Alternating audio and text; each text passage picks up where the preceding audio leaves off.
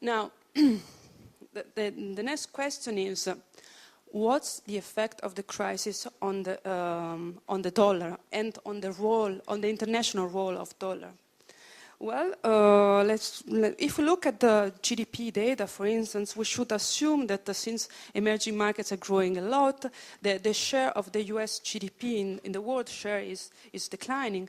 So somehow it should be less appealing to consider the dollar as the unique international currency. However, if we look at the data, even after the outbreak of the crisis, the demand for US T-bills, treasury bonds, didn't decline very much.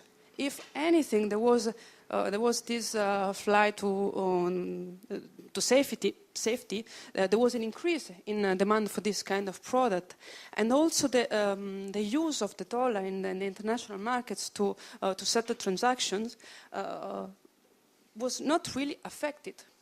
On the other hand, it's clear that China, just to mention a country, is not happy about the current reserve system.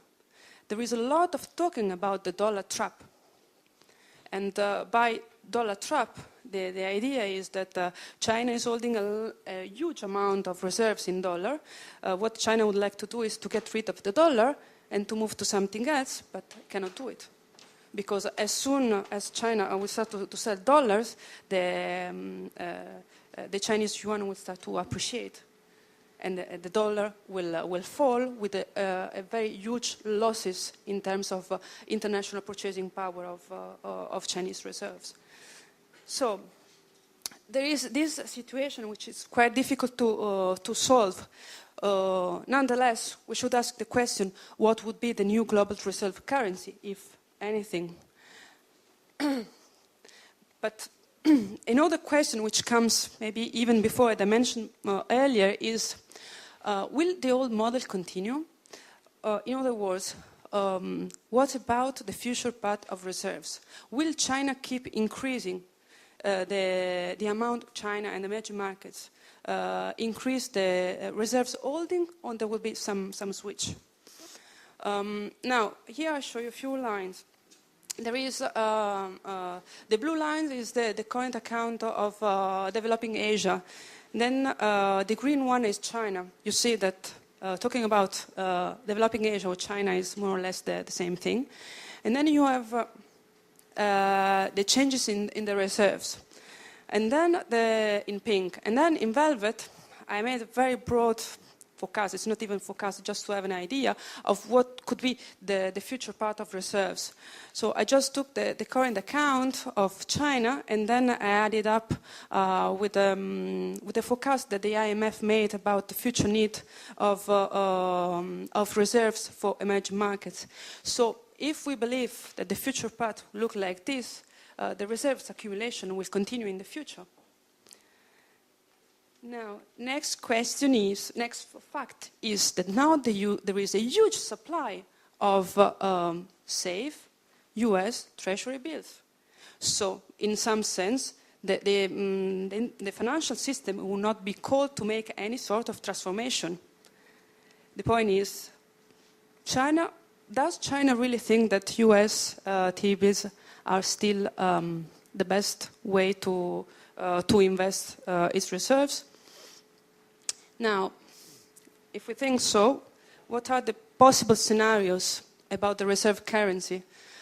I believe that the dollar dominance will continue, at least in the short run. There is no other possibility. I guess there will be some currency diversification, and this will be partial and gradual. And the reason is basically the arguments behind the dollar trap.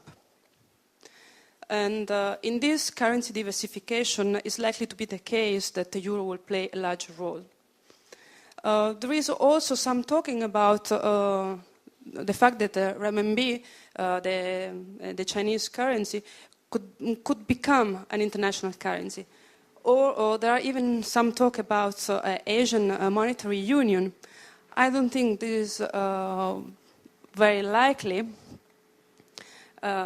This proposal was made by the chairman, I think, of Chinese Central Bank. He also mentioned the fact that we could have a supranational currency system, meaning to use the SDR as an international currency. Of course, this would solve all the problems of China, but there are many problems because, as I want to point out afterwards, to have a currency reserve, you need to have a liquid market for that currency.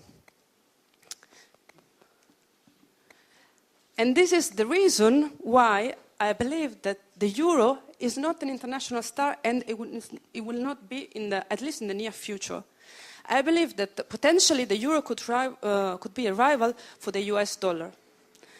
However, there is a lack of common voice, and this is a particular acute issue inside the IMF.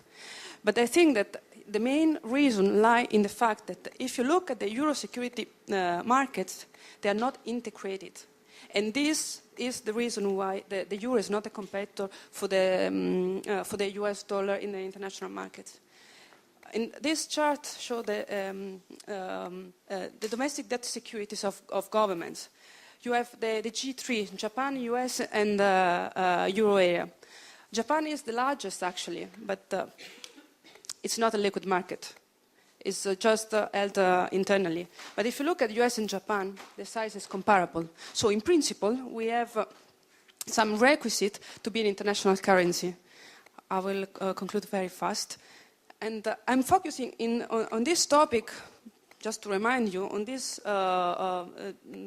debt security markets, because country holding reserves need to invest in safe and liquid assets. And the most safe and liquid assets are usually not always the case, government debt securities.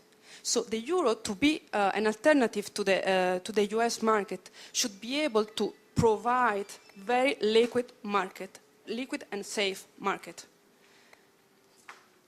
Now, so they are comparable, but there is a point that when we look at the quasi-risk-free security, which for the US include not only T-bills and similar, but you have also GSE type and kind of assets, the US markets become so large that the euro area cannot compete.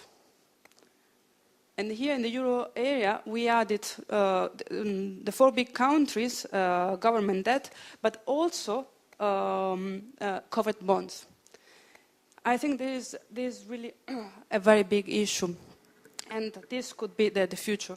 The fact that you have liquid and safe market for private assets, for private bonds, the style of the fund brief. Okay? I will conclude. So, as I mentioned before, I believe that Europe has the requisites to challenge the US supremacy. Nonetheless, I think that this will not happen very soon because it lacks the political. And finally, if we look at the future, international monetary system, we will probably have reserve accumulation going on again. I assume that the US will try to behave well, so the external debts are going to be reduced, both also fiscal. It cannot keep growing for a very long time, and this is a kind of conundrum, and this will be really the key issue for the future. Thank you.